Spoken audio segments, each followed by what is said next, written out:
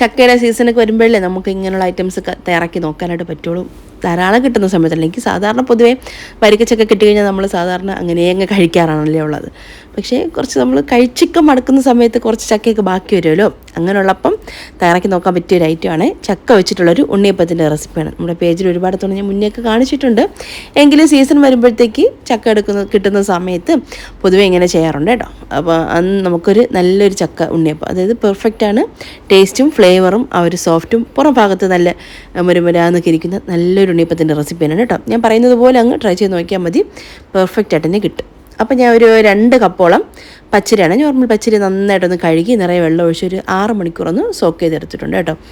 ഞാൻ തലേ ദിവസം തന്നെ വെള്ളത്തിലേക്ക് ഇട്ട് വെച്ചതാണേ. നിങ്ങൾക്ക് വേണമെങ്കിൽ ഒരു പകലൊക്കെ ആണെന്നുണ്ടെങ്കിൽ ഒരു 6 മണിക്കൂറൊന്ന് പകൽ സമയത്തൊന്ന് ഇട്ട് വെച്ചിരുന്നാൽ മതിയാണ്. ഞാൻ രാത്രി കിടക്കുന്നതിന് മുന്നേ പച്ചരി വെള്ളത്തിലിട്ടിട്ട് കിടന്നതാണ് രാവിലെ ഇട്ടത് അരച്ചെടുക്കുന്നത്. അപ്പോൾ ഒരു 2 കപ്പ് പച്ചരി നന്നായിട്ട് കഴുകി 6 മണിക്കൂർ കുതിർത്ത് വെള്ളമൊക്കെ കളഞ്ഞിട്ട് ഒരു മിക്സിയുടെ ജാറിലേക്ക് ഞാൻ ഒന്ന് മാറ്റിയിട്ടുണ്ട്. ഇനി ഇതിലേക്ക് നമുക്ക് വേണ്ടത് നല്ലോണം പഴുത്ത ചക്കയാണ് കേട്ടോ. ഏകദേശം ഒരു 2-2.5 കപ്പോളം ചക്ക ഉണ്ടായിരുന്നു, ഇളക്കി എടുത്തിട്ടുള്ളതാണ്. അപ്പോൾ അത് ഞാൻ ഇതിലേക്ക് ചേർത്ത് കൊടുക്കുന്നുണ്ട്. പിന്നെ നമുക്ക് വേണ്ടത് അരച്ചെടുക്കുകയാണെന്നുണ്ടെങ്കിൽ ഏകദേശം 1 കപ്പൊക്കെ കാണും കേട്ടോ ചക്ക. അപ്പോൾ അരയ്ക്കാത്തതാണ് ഞാൻ ഒരു 2 കപ്പ് അളവ് പറഞ്ഞത്. പിന്നെ ഇതിലേക്ക് വേണ്ടത് ഒരു 1.5 കപ്പോളം ശർക്കര പാനിയാണ് കേട്ടോ. നല്ലോണം തിളപ്പിച്ച് അരിച്ച് ഫ്രിഡ്ജിൽ വെച്ചതാണ്. കുറച്ച് വെള്ളം ഒഴിച്ചിട്ടുണ്ട് ഞാൻ തിളപ്പിച്ചത് ഉരുക്കിയതിന് ശേഷം ഒന്ന് അരിച്ചെടുക്കുന്നത്. നല്ല കട്ടിക്ക് തന്നെ ആ ഒരു ശർക്കര പാനി കിട്ടുകയും ചെയ്യും. ടേസ്റ്റ് നല്ലതായിരിക്കും കേട്ടോ അങ്ങനെ ചെയ്യുന്ന സമയത്ത്. പിന്നെ അതിലേക്ക് ഒരു 5-6 ഏലക്കയും കൂടെ ചേർത്തിട്ടാണ്. വേണമെങ്കിൽ നമുക്കിതിലേക്ക് ഒരു 1/2 കപ്പ് വെള്ളവും കൂടി ഒഴിച്ചിട്ട് ഒന്ന് അരച്ചെടുക്കാം. അല്ലെങ്കിൽ നമ്മൾ ആ ഒരു ശർക്കര പാനി ഒഴിച്ചിട്ട് തന്നെ ഒന്ന് നന്നായിട്ടൊന്ന് അരച്ചെടുക്കണേ. അരച്ചെടുത്തതിന് ശേഷം ഞാൻ ബാക്കി 1.5 കപ്പ് ഞാൻ ഫുള്ളായിട്ട് അതിൽ ഒഴിച്ചിട്ടുണ്ടായിരുന്നില്ല കേട്ടോ. ഒരു 1/2 കപ്പ് മാറ്റി വെച്ചിട്ടുണ്ടായിരുന്നേ. അതും കൂടെ ചേർത്ത് വീണ്ടും ഒന്ന് ഒരു മിക്സിയുടെ ജാറിലേക്ക് മാറ്റിയിട്ട് ഒന്ന് മിക്സ് ചെയ്ത് ഒഴിച്ചു കൊടുത്തിട്ടുണ്ട്. പിന്നെ ഒരു 1/2 കപ്പ് വെള്ളം കൂടി ഞാൻ ഇപ്പോൾ ചേർത്ത് കൊടുക്കുന്നുണ്ട്. മാവ് അത്യാവശ്യം നല്ല തിക്കാണ് കേട്ടോ. അതുകൊണ്ട് തന്നെ കുറച്ച് വെള്ളം ഒഴിച്ചെടുക്കണം. നമ്മൾ പച്ചവെള്ളം ഒഴിക്കുകയാണെന്നുണ്ടെങ്കിൽ ഒരു നുള്ളുപ്പ് ചേർത്ത് കൊടുക്കണേ. ഇല്ലെങ്കിൽ ഒരു ഉണ്ണിയപ്പം നമ്മൾ തയ്യാറാക്കി വരുന്ന സമയത്ത് ചെറുതായിട്ട് പച്ചവെള്ളം ചുവയ്ക്കും എന്ന് പറയാം കേട്ടോ. നമുക്കത് കഴിക്കുമ്പോൾ മനസ്സിലാവും. അപ്പോൾ ആ ഒരു ചുവ വരാതിരിക്കാൻ വേണ്ടിയിട്ട് ഒരു നുള്ളു ഉപ്പും കൂടെ നമ്മൾ പച്ചവെള്ളം ചേർക്കുകയാണെങ്കിൽ ഇട്ട് കൊടുക്കണം കേട്ടോ. അല്ലെങ്കിൽ നമ്മൾ ഒരു ശർക്കര പാനി തന്നെ ഇതിലേക്ക് ചേർത്ത് കൊടുത്താൽ മതി. ഇതൊരു 1.5 കപ്പ് ശർക്കര പാനി അത്യാവശ്യം നല്ല മധുരം ഉണ്ടായിരുന്നു. കൂടുതലായാലേ ഒരുപാട് അങ്ങ് മധുരിക്കും. അത്രയും വേണ്ട, ആവശ്യത്തിന് മതിയല്ലോ നമുക്ക് മധുരം. അപ്പോൾ ഞാൻ ഒരു 1.5 കപ്പ് ശർക്കര പാനി എല്ലാം കൂടി ചേർത്ത് നന്നായിട്ടൊന്ന് മിക്സ് ചെയ്തിട്ടുണ്ട്. ഇനി നമുക്കിതിലേക്കൊരു 3 ടേബിൾ സ്പൂൺ മൈദ മാവാണ്. ചേർക്കാൻ താല്പര്യമില്ലാത്തവരാണെന്നുണ്ടെങ്കിൽ ആ ഒരു ഭാഗം അങ്ങ് സ്കിപ്പ് ചെയ്യാം. വേണമെങ്കിൽ നിർബന്ധമില്ല, വേണമെങ്കിൽ ചേർക്കാം. പക്ഷേ ആ ഒരു മൈദ മാവ് ചേർക്കുന്ന സമയത്ത് ഒന്നും കൂടെ പെർഫെക്റ്റായിട്ട് കിട്ടും എന്നെനിക്ക് തോന്നിയിട്ടുണ്ട്. കാരണം നന്നായിട്ടിങ്ങനെ നല്ല കറക്റ്റ് ഷേപ്പിൽ കിട്ടുകയും ചെയ്യും. അതുപോലെ നല്ല ബോൾസ് ആയിട്ട് ഇരിക്കുകയും ചെയ്യും കേട്ടോ. എന്നിട്ട് വീർത്ത് വരും ഉണ്ണിയപ്പം. എനിക്ക് അങ്ങനെ തോന്നിയിട്ടുണ്ടേ. അപ്പം നിങ്ങൾക്ക് താല്പര്യം ഇല്ല എന്നുണ്ടെങ്കിൽ അതങ്ങ് സ്കിപ്പ് ചെയ്യാം കേട്ടോ. ഇല്ലെങ്കിലും കുഴപ്പമില്ല, ഒരുവിധം നല്ല ടേസ്റ്റൊക്കെ ഓക്കെ ആയിരിക്കും. പക്ഷേ ഇത് നന്നായിട്ട് ഒരു ഒരു ഉള്ളിലേക്ക് നല്ല സോഫ്റ്റായിട്ട് കിട്ടും ഇങ്ങനെ ചേർക്കുന്ന സമയത്ത്. അപ്പോൾ എന്തായാലും ഞാൻ ഈ ഒരു മൈദാമാവ് എല്ലാം കൂടെ ഒന്ന് ചേർത്ത് കൊടുത്തിട്ട് നന്നായിട്ടെല്ലാം കൂടെ ഒന്ന് മിക്സ് ചെയ്ത് കൊടുക്കുന്നുണ്ട്. എന്നിട്ട് ഇതൊന്ന് അടച്ചൊരു ഏകദേശം ഒരു 2 തൊട്ട് 3 മണിക്കൂർ വരെ, കുറഞ്ഞതൊരു 2 മണിക്കൂറെങ്കിലും വെക്കണം കേട്ടോ. അപ്പോൾ തന്നെ നന്നായിട്ട് സോഫ്റ്റായി കിട്ടും. നമ്മൾ സാധാരണ പഴമൊക്കെ ചേർത്ത് വെക്കുമ്പോഴത്തേക്കും ഒരു 5 തൊട്ട് 6 മണിക്കൂർ വരെയെങ്കിലും വെക്കേണ്ടി വരും, ചിലപ്പോൾ അതൊന്ന് ഫെർമെൻറ്റേക്ക് കിട്ടാൻ വേണ്ടിയിട്ട്. ഇപ്പോൾ ഓൾറെഡി ഇപ്പോൾ ചൂട് കാലമാണ്, അതുപോലെ ചക്കയും കൂടെ ചേർത്ത് കൊടുത്തോണ്ട് ഇതൊരു 2 മണിക്കൂറൊക്കെ മതിയാകും ഏകദേശം. അപ്പം തന്നെ മാവ് നന്നായിട്ട് സോഫ്റ്റായി കിട്ടും. പിന്നെ ഇതാ ഒരു 2 മണിക്കൂറൊക്കെ കഴിഞ്ഞതിന് ശേഷമാണ് ഞാൻ ഇതിലേക്ക് വേണ്ടിയുള്ള തേങ്ങാക്കൊത്തൊന്ന് വറുത്തെടുക്കുന്നത്. ചില കുട്ടികൾക്ക് ഈ ഒരു തേങ്ങാക്കൊത്ത് കഴിക്കാൻ താല്പര്യം കാണില്ല, പിള്ളേർക്കുണ്ടെങ്കിലും വീട്ടിൽ. അപ്പോൾ അവർക്ക് വേണ്ടിയിട്ട് വേണ്ടെങ്കിൽ ഇതങ്ങ് സ്കിപ്പ് ചെയ്യാം കേട്ടോ. ഒരു സ്പൂൺ നെയ്യ് മാത്രം ആ ഒരു മാവിലോട്ടൊന്ന് ഒഴിച്ചൊന്ന് മിക്സ് ചെയ്തിട്ട് ചുട്ടെടുത്താൽ മതിയാകും. അല്ലെന്നുണ്ടെങ്കിൽ ഇതൊക്കെ കഴിക്കാൻ ഇഷ്ടമുള്ളവരാണെന്നുണ്ടെങ്കിൽ ഒരു ചെറിയൊരു മുറി തേങ്ങ ഒന്ന് എടുത്തിട്ട് ഞാൻ ചെറുതായിട്ട് ഇതുപോലെ ഒന്ന് അരിഞ്ഞെടുത്തിട്ടുണ്ട്. അത് നമുക്കിതാ നെയ്യിലേക്ക് ഇട്ടിട്ടൊന്ന് വറുത്തൊന്ന് എടുക്കാം. നല്ലൊരു കളറായി വരുന്ന സമയം വരെ ഒന്ന് വറുത്തെടുക്കണേ. അതൊന്ന് ഫ്രൈ ആയി വരട്ടെ കേട്ടോ.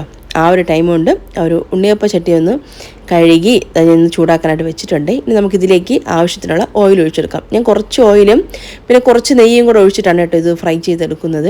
ആ ഒരു തേങ്ങാക്കൊത്ത് പൊരിച്ചെടുത്ത നെയ്യ് ബാക്കി വരില്ല, അതും കൂടെ ഞാൻ ഇതിലേക്ക് ഒഴിച്ചു കൊടുക്കുമേ. അപ്പോൾ നമുക്ക് ഒരു തേങ്ങാക്കൊത്തൊന്ന് വറുത്തെടുക്കാം. പിന്നെ അതുപോലെ തന്നെ ഈ ഒരു ഉണ്ണിയപ്പ ചട്ടി ഉണ്ടല്ലോ, നമ്മൾ ഈ ഒരു ഉണ്ണിയപ്പം തയ്യാറാക്കിയിട്ട് ബാക്കി ഇതിൽ എന്തായാലും ഓയിൽ കാണുമല്ലോ, ആ ഒരു ഓയിൽ ഞാൻ കളയോ ചട്ടി കഴുകുകയോ ചെയ്യാറില്ല. അങ്ങനെ തന്നെ അടച്ചിട്ടൊന്ന് മാറ്റി വെക്കാനാട്ടോ ചെയ്യുന്നത്.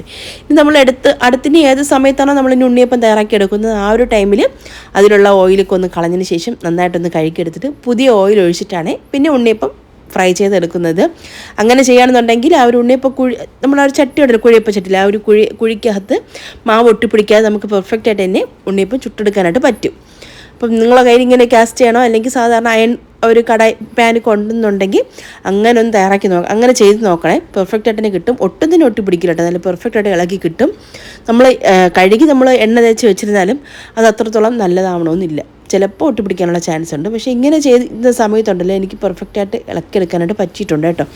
അതുകൊണ്ടാണ് ഞാൻ വർഷങ്ങളായിട്ട് ഞാൻ അങ്ങനെ തന്നെയാണ് ചെയ്യുന്നത്. ഇപ്പം ഞാൻ ഈ ഒരു ഉണ്ണിയപ്പം തയ്യാറാക്കി കഴിഞ്ഞാൽ ഈ ഒരു എണ്ണ നേരെ എടുത്ത് ഒരു പാത്രം വെച്ച് ഒന്ന് അടച്ചിട്ടത് മാറ്റി വയ്ക്കാനായിട്ട് ചെയ്യുന്നത്. അടുത്തെപ്പോഴാണ് തയ്യാറാക്കുന്നത് ആ ഒരു ടൈമിൽ ഞാൻ ഒന്ന് പുതിയ എണ്ണ ഒഴിച്ചിട്ടാണ് കേട്ടോ ഫ്രൈ ചെയ്തെടുക്കുന്നത്. അപ്പോൾ അതാ മാവ് ഒരു 2 മണിക്കൂർ കഴിഞ്ഞപ്പോൾ നല്ല പെർഫെക്റ്റ് ആയിട്ട് തന്നെ കിട്ടിയിട്ടുണ്ട്. അപ്പോൾ ഞാൻ അടപ്പൊക്കെ ഒന്ന് മാറ്റിയിട്ട് ജസ്റ്റ് അതൊന്ന് ഇളക്കി നോക്കുന്നുണ്ട് കേട്ടോ സ്പൂൺ ഇട്ട്. ആ ഒരു സ്പൂൺ ഇങ്ങനെ വെച്ചപ്പോൾ തന്നെ മനസ്സിലായി മാവ് കറക്റ്റായിട്ട് റെഡിയായി വന്നിട്ടുണ്ടെന്ന്. ഇനി നമുക്കിതെല്ലാം കൂടെ ഒന്ന് ഇളക്കി ഒന്ന് യോജിപ്പിച്ചിട്ടെടുക്കാം. ഈ ഒരു ടൈമിലുണ്ടല്ലോ ഇതിലേക്ക് കുറച്ച് സോഡാപ്പൊടി ചേർത്ത് കൊടുക്കും. നിങ്ങൾക്ക് വേണ്ട എന്നാണെന്നുണ്ടെങ്കിൽ സ്കിപ്പ് ചെയ്യാം. നമ്മൾ ആ ഒരു പച്ചരിക്ക് അരയ്ക്കുന്ന സമയത്തുണ്ടല്ലോ ഒരു 2 പപ്പടം ഒന്ന് വെള്ളമൊഴിച്ചൊന്ന് കുതിർത്തിട്ട് അതും കൂടെ മാവിലേക്ക് ഇട്ടൊന്ന് അരച്ചെടുത്താൽ മതിയാകും.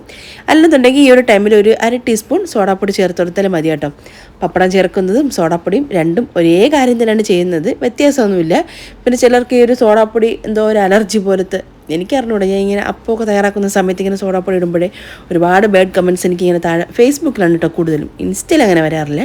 ഫേസ്ബുക്കിൽ ഒരുപാട് കമൻറ്റ്സ് ഇങ്ങനെ വന്നുകൊണ്ടിരിക്കും കേട്ടോ, എന്തോ ഞാൻ വലിയ കുറ്റകൃത്യം ചെയ്ത് കണക്കും. അപ്പോൾ അതുകൊണ്ട് അങ്ങനെ അത്രയും സോഡാപ്പൊടി വിരോധികളാണെന്നുണ്ടെങ്കിൽ ചേർക്കണ്ട കേട്ടോ, ഈ ഒരു ഭാഗം സ്കിപ്പ് ചെയ്യാം. അപ്പോൾ മാവിന് കുറച്ച് തിക്കായതുകൊണ്ട് ഞാൻ കുറച്ചും കൂടെ വെള്ളം ഒഴിച്ചു കൊടുത്തിട്ടുണ്ട്. ഒരുപാട് മാവങ്ങ് തിക്കാനും പാടില്ല, എന്നാൽ ഒരുപാട് ലൂസായി പോകാനും പാടില്ല കേട്ടോ. ആ ഒരു പാകത്തിൽ വേണം ഈ ഒരു മാവ് റെഡിയാക്കി എടുക്കാൻ വേണ്ടിയിട്ട്. ആ ഒരു കാര്യം ശ്രദ്ധിക്കണേ. അപ്പോഴും ഉണ്ണിയപ്പം നല്ല പെർഫെക്റ്റ് ആയിട്ട് കിട്ടിച്ചും. ഇത് ഈ ഒരു പാകം വേണം എന്തായിരുന്നാലും. അപ്പോൾ നമ്മൾ ഇതിലേക്ക് ആ ഒരു പച്ചവെള്ളം ചേർത്ത് കൊടുത്തത് കൊണ്ട് തന്നെ ഒരു നുള്ളു ഉപ്പ് ചേർക്കാനായിട്ട് മറക്കരുത് കേട്ടോ. പക്ഷേ ഞാൻ ചേർത്തിട്ടില്ല. സംഭവം എനിക്കത് കഴിച്ചപ്പോൾ എനിക്കത് ഫീൽ ചെയ്തു, പച്ചവെള്ളം ചോദിക്കുന്നുണ്ടോ എന്ന് എനിക്ക് തോന്നി. പക്ഷേ ബാക്കിയുള്ളവർക്ക് കഴിച്ചപ്പോൾ അങ്ങനെ തോന്നിയില്ല, എനിക്കങ്ങനെ തോന്നിയിട്ടുണ്ടായിരുന്നു കേട്ടോ. എന്തായാലും നിങ്ങൾ പച്ചവെള്ളം ചേർക്കുകയാണെന്നുണ്ടെങ്കിൽ ഒരു നുള്ളു ഉപ്പും കൂടെ ചേർത്ത് കൊടുക്കാനായിട്ട് മറക്കണ്ട. പിന്നെ ഇതാ ആ പൊരിച്ചെടുത്തിട്ടുള്ള ആ ഒരു തേങ്ങാക്കൊത്തുണ്ടല്ലോ അതും കൂടെ ചേർത്ത് കൊടുത്തിട്ട് ആ ഒരു നെയ്യോട് കൂടിയിട്ട് വേണമെങ്കിൽ ചേർക്കാം, അല്ലെങ്കിൽ നെയ്യ് മാറ്റിയിട്ട് ആ ഒരു തേങ്ങാക്കൊത്ത് മാത്രമായിട്ട് ചേർക്കാം കേട്ടോ. അപ്പോൾ ഞാൻ അതിൽ കുറച്ച് നെയ്യും ആ ഒരു തേങ്ങാക്കൊത്തും കൂടെ മിക്സ് ചെയ്തിട്ടാണ് ചേർത്ത് കൊടുത്തത്. എന്നിട്ടെല്ലാം കൂടെ ഒന്ന് നന്നായിട്ടൊന്ന് ഇളക്കി യോജിപ്പിക്കാം. ഈ ഒരു ടൈമിൽ തന്നെ ഞാൻ ആ ഓയിലൊന്ന് ഒഴിച്ച് വെച്ചിട്ടുണ്ടായിരുന്നു കേട്ടോ, ഒന്ന് ചൂടാൻ വേണ്ടിയിട്ട്. നന്നായിട്ട് ചൂടായിട്ടുണ്ട്. എന്നിട്ട് ഫ്ലെയിം കുറച്ച് വെച്ചു കേട്ടോ. ഇനി നമുക്കതൊന്ന് ഫ്രൈ ചെയ്തിട്ടെടുക്കാം. പിന്നെ എളുപ്പത്തിന് വേണ്ടിയിട്ട് വേറൊരു കടായും കൂടെ വെച്ചിട്ട് അതിൽ കുറച്ച് ഓയിൽ ഒഴിച്ചിട്ട് നമ്മൾ ഇതിൽ നിന്ന് കുറച്ച് റെഡിയായതിന് ശേഷം അതിലേക്ക് ഇട്ടൊന്ന് ഫ്രൈ ആക്കി എടുക്കുക. നമ്മൾ കുറച്ച് എളുപ്പമായിരിക്കും. പിന്നെ ഞാൻ ആദ്യം ഇങ്ങനെ ഒന്ന് ചെയ്യുന്നുണ്ട്. പിന്നെ എനിക്ക് തോന്നി എന്തായാലും ഇന്ന് കുറച്ച് സമയം കൊണ്ടൊന്നും തീരില്ല, എന്തായാലും കുറേ സമയം എടുക്കും തോന്നിയതുകൊണ്ട് പിന്നെ ഞാൻ അങ്ങനെയാണ് കേട്ടോ ഫ്രൈ ചെയ്തെടുത്തത്. അപ്പോൾ ഞാൻ ആദ്യം ഈ ഒരു കുഴിയപ്പം പാനിൽ മാത്രമായിട്ടാണ് കേട്ടോ തയ്യാറാക്കി എടുക്കുന്നത്. അപ്പോൾ ഞാൻ ഒന്നും ചെയ്തിട്ടില്ല, മാവ് ഒഴിച്ച പാടെ തന്നെ അങ്ങനെ തന്നെ അതിൽ നിന്ന് വിട്ട് വന്നിട്ടുണ്ട്. നമ്മൾ ആ ഒരു എണ്ണ അങ്ങനെ കളയാതെ അങ്ങനെ വെച്ചിരിക്കുന്നുണ്ടാണ് കേട്ടോ. അങ്ങനെ പെർഫെക്റ്റായിട്ട് നമുക്ക് ഇളക്കിയെടുക്കാനായിട്ട് പറ്റുന്നതിന് ഈ ഒരു കുഴയപ്പ ചട്ടിയിൽ നടുഭാഗത്ത് മാത്രമാണ് കേട്ടോ. ആദ്യത്തെ ഒരു പ്രാവശ്യം ഒരെണ്ണം ഒഴിക്കുമ്പോൾ ചെറുതായിട്ടൊന്ന് അടിക്കൊന്ന് പിടിക്കും കേട്ടോ. അതെന്തെന്ന് പറഞ്ഞിട്ട് നമ്മളത് അങ്ങനെ തന്നെ വെച്ചിട്ട് അങ്ങനെ തന്നെ ആവുന്നുണ്ട്. പക്ഷേ ബാക്കിയുള്ള കുഴികളിൽ നിന്നൊക്കെ മാവ് ഇതുപോലെ ഒന്ന് വിട്ട് കിട്ടാറാണ് കേട്ടോ ചെയ്യുന്നത്. അപ്പോൾ നല്ല ഈസിയായിട്ട് നമുക്കിതാ അങ്ങോട്ടും ഇങ്ങോട്ടൊക്കെ തിരിച്ച് മറിച്ചിടാം. നിങ്ങൾക്ക് പകുതി ഓയിലും പിന്നെ പകുതി നെയ്യും അങ്ങനെ എടുക്കാം കേട്ടോ. അല്ലെങ്കിൽ സൺഫ്ലവർ ഓയിൽ മാത്രമായിട്ടും അങ്ങനെ ഫ്രൈ ചെയ്തിട്ടെടുക്കാം. അപ്പോൾ എണ്ണ ഒന്ന് കുറച്ച് കൂടിപ്പോയിട്ടുണ്ടായിരുന്നു. എല്ലാ കുഴികളിലും ഇങ്ങനെ മാവ് ഒഴിച്ചപ്പോഴേ എണ്ണ കുറച്ചൊന്ന് തൂവുന്നുണ്ടായിരുന്നു കേട്ടോ. അതുകൊണ്ട് ഞാൻ കുറച്ചൊന്ന് കോരി മാറ്റിയതാണേ. അപ്പോൾ ഒരു കുഴി വിട്ടിട്ട് നമ്മൾ ബാക്കിയുള്ള കുഴികളിൽ എണ്ണ ഒഴിച്ചാൽ മതി കേട്ടോ. അപ്പോൾ നമ്മൾ മാവ് ഒഴിക്കുന്ന സമയത്ത് അത് കറക്റ്റായിരിക്കും. ഞാൻ പിന്നെ അങ്ങ് ഒഴിച്ചു. സ്ഥിരം ചെയ്യുന്നതാണെങ്കിൽ നമുക്ക് അബദ്ധങ്ങളൊക്കെ പറയാൻ പറ്റില്ല, മനുഷ്യന്മാരല്ലേ. അപ്പോൾ ഞാൻ കുറച്ചിങ്ങനെ ഓയിലൊന്ന് കോരി മാറ്റുന്നതാണ് കേട്ടോ. ഈ ഒരു സൺഫ്ലവർ ഓയിലിന് പകരമായിട്ടുണ്ടല്ലോ വെളിച്ചെണ്ണയും പിന്നെ നെയ്യും കൂടെ ചേർത്തിട്ട് പൊരിച്ചെടുക്കാം. അപ്പോൾ ഒരു ഫ്ലേവർ ഒന്നും കൂടെ നല്ലതായിരിക്കും കേട്ടോ. പിന്നെ കുറച്ച് നാൾ ഇരിക്കില്ല, പെട്ടെന്ന് കേടായിപ്പോൾ. ഒരു വെളിച്ചെണ്ണ ആയതുകൊണ്ട് തന്നെ എന്തായാലും അതിൻ്റെ ഒരു എന്താ പറയുക ഒരു വേറൊരു ടേസ്റ്റ് വരില്ല, അത് വരാനുള്ള ചാൻസ് ഉണ്ട്. പിന്നെ ഇതൊന്നും അങ്ങനെ ഒരുപാട് ദിവസം വെച്ചിരിക്കേണ്ട ആവശ്യമില്ല, പെട്ടെന്ന് തന്നെ അങ്ങ് തീർന്നു പോകുന്ന ഐറ്റംസാണ്. അപ്പോൾ വേണമെങ്കിൽ നിങ്ങൾക്ക് വെളിച്ചെണ്ണയിൽ ഫ്രൈ ചെയ്തെടുക്കാം കേട്ടോ, നല്ല മണവും രുചിയൊക്കെ ആയിരിക്കും. അപ്പോൾ അത് ആ ഒരു സൈഡൊന്ന് ആയി വന്ന സമയത്ത് ഞാൻ തിരിച്ച് വെച്ച് കൊടുക്കുന്നുണ്ടേ. പിന്നെ അതുപോലെ തന്നെ ഇത് പുറം ഒന്ന് കുക്കായ മാത്രമേ തിരിച്ചിടാൻ പറ്റുള്ളൂ കേട്ടോ. അത് ഒരു കാര്യമാണ് മെയിനായിട്ടുള്ള. കുക്കായി കഴിഞ്ഞാൽ അത് നമുക്ക് തിരിച്ചിടാൻ ഈസി ആയിരിക്കും. എവിടെയെങ്കിലും ഒന്ന് ചെറുതായിട്ടെങ്കിലും മാവൊന്ന് റെഡി ആവാതെ ഇരിക്കുകയാണെന്നുണ്ടെങ്കിൽ അതിൽ നിന്ന് ചട്ടിയിൽ നിന്ന് വിട്ടു പോരാനായിട്ട് കുറച്ച് ബുദ്ധിമുട്ടായിരിക്കും. അപ്പോൾ റെഡിയായി കഴിഞ്ഞാൽ എന്തായാലും ഇളകി വരും കേട്ടോ. അപ്പോൾ ആ ഒരു ബാച്ച് ഉണ്ണിയപ്പം ഇവിടെ റെഡി ആയിക്കൊണ്ടിരിക്കുകയാണ്. തിരിച്ച് മറിച്ച് കെട്ടുകൊടുക്കാം. അതങ്ങ് ഉരുണ്ടങ്ങ് കളിക്കാനായിട്ട് അതിൻ്റെ അകത്ത് ഇറന്നിട്ട്, അതായത് നമ്മൾ ആ മൈദ മാവൊക്കെ ചേർത്ത് കൊടുത്തോണ്ടേ ഒരു കറക്റ്റ് സോഫ്റ്റും പുറം ഭാഗത്ത് നല്ല മുരുമുരാന്ന് വെച്ച് ക്രിസ്പി ആയിട്ട് അങ്ങനത്തെ ഒരു ടൈപ്പാണ് കേട്ടോ ഈ ഒരു ഉണ്ണിയപ്പം. നല്ല ടേസ്റ്റ് ഉണ്ടായിരുന്നു കഴിക്കാൻ വേണ്ടിയിട്ട്, നല്ല മണവും രുചിയും അതുപോലെ തന്നെ ഉണ്ടായിരുന്നു കേട്ടോ. ഒരു നാടൻ ഉണ്ണിയപ്പം. ഇതേ സെയിം മെത്തേഡ് തന്നെ നമ്മൾ പഴം വെച്ചിട്ട് ചെയ്യാം കേട്ടോ. പാളയംകുടം പഴം ഇല്ലേ, പാളയംകുടം പഴം, അതുപോലെ തന്നെ റോബസ്റ്റോ, പിന്നെ അല്ലെങ്കിൽ ഏത്തപ്പഴം, നന്നായിട്ട് പഴുത്ത് വന്നിട്ടുള്ള നേന്ത്രപ്പഴം ഉണ്ടല്ലോ, തൊലിയൊക്കെ കറുത്ത് പോവാറായത്, അത് വെച്ചിട്ട് നമുക്കിത് ഉണ്ണിയപ്പം തയ്യാറാക്കിയെടുക്കാം. ഇതൊക്കെ വെച്ച് ചെയ്ത് നമ്മൾ മുന്നേ കുറേ വീഡിയോ ഇട്ടിട്ടുണ്ട്, പക്ഷേ റീച്ച് ആവാതെയൊക്കെ അതിങ്ങനെ നമ്മളെ പേജിൽ തന്നെ ഉണ്ട് കേട്ടോ. ഒരു കുറച്ച് വ്യൂസ് മാത്രമായിട്ട് അങ്ങനെ പേജിൽ തന്നെ ഉണ്ട്.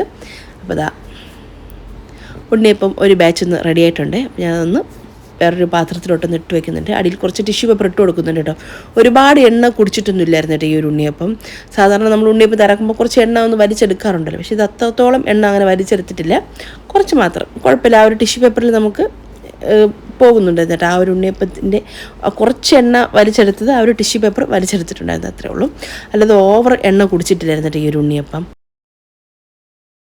അപ്പോൾ അത് ഫസ്റ്റ് ബാച്ച് ഉണ്ണിയപ്പം റെഡി ആയിട്ടുണ്ട്, സെക്കൻഡ് ബാച്ചും റെഡി ആയിട്ടുണ്ട്. അപ്പോൾ ഈ ഒരു ടൈം ആയപ്പോൾ എനിക്ക് തോന്നി കുറച്ച് ടൈം കൂടുതലാകുന്നത് പോലെ തോന്നിയിട്ടുണ്ടായിരുന്നേ. അപ്പോൾ ഞാൻ എന്തായിരുന്നാലും വേറൊരു പാനും കൂടെ ഒന്ന് വെക്കാം. അതായത് ഉണ്ണിയപ്പ ചട്ടിയില്ല, നോൺ സ്റ്റിക്കിൻ്റെതുണ്ട് കേട്ടോ. അപ്പോൾ അതെനിക്ക് അതിൽ ഒട്ടി പിടിച്ചു പോകുന്നു കേട്ടോ. നോൺ സ്റ്റിക്ക് ആണെന്നുണ്ടെങ്കിലും അതിൽ എണ്ണ ഒഴിച്ചിട്ടാണ് റെഡിയാക്കുന്നതെങ്കിൽ അതിൽ ഒട്ടി പിടിക്കുന്നത്. അപ്പോൾ ഞാൻ മാറ്റി കേട്ടോ, അത് ഞാൻ എടുത്ത് കളഞ്ഞു.